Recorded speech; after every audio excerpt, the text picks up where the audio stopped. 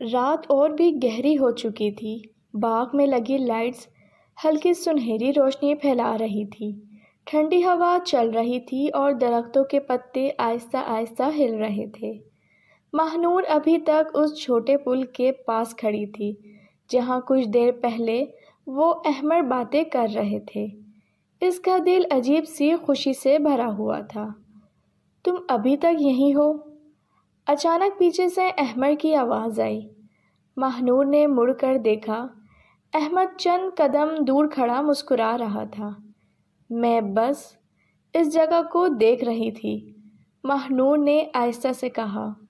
احمر آہستہ آہستہ چلتا ہوا اس کے پاس آ گیا۔ یا شاید تم مجھے یاد کر رہی تھیں۔ ماہنور نے ہلکی سی مسکراہٹ کے ساتھ نظریں جھکا لیں۔ آپ ہمیشہ ایسی باتیں کیوں کرتے ہیں؟ احمر ہنس پڑا۔ کیونکہ تم شرما جاتی ہو۔ چند لمحے دونوں کے درمیان خاموشی رہی۔ پھر احمر نے آہستہ سے کہا، چلو تھوڑا چلتے ہیں۔ وہ دونوں باغ کے راستے پر آہستہ آہستہ چلنے لگے۔ رات کی ہوا بہت پرسکون تھی۔ کچھ دیر بعد ماہنور رک گئی۔ احمر، ہاں، کبھی کبھی مجھے لگتا ہے سب کچھ بہت جلدی ہو رہا ہے۔ احمر اس کی طرف مڑا۔ کیا؟ تمہیں کیا برا لگ رہا ہے؟ ماہنور نے فوراً سر ہلا دیا۔ نہیں، بس ڈر لگتا ہے۔ احمر ایک قدم اور قریب آ گیا۔ کس بات کا؟ ماہنور نے آہستہ سے کہا، کہ کہیں یہ سب ختم نہ ہو جائے۔ احمر کے چہرے پر سنجیدگی آ گئی۔ اس نے آہستہ سے ماہنور کا ہاتھ تھام لیا۔ یہ ختم نہیں ہوگا۔ ماہنور نے حیرانی سے اس کی طرف دیکھا۔ احمر نے دھیرے سے کہا، کیونکہ میں تمہیں جانے نہیں دوں گا۔